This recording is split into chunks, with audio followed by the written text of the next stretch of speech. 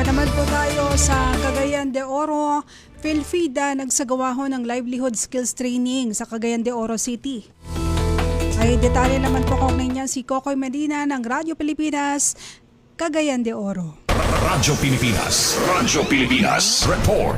Nagsagawa ng livelihood skills training on abacus crunch making ang Philippine Fiber Authority sa panguna ni Executive Director Eugene G. Galila sa Barangay Bisigan, Cagayan de Oro City. Ang mga benepisyaryo sa nasabing training ay ang mga membro ng Rising International Ministries na pinamumunuan ni Miss Maria Luisa M. Tumang para magkaroon ng dagdag na kita ang komunidad upang umangat ang kanilang pamumuhay.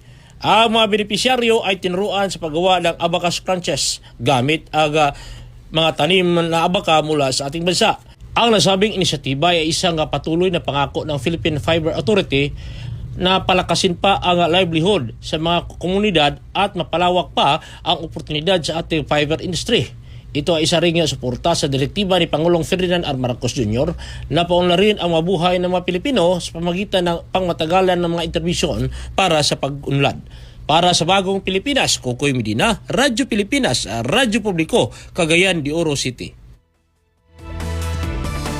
Maraming salamat sa iyo, Kokoy Medina.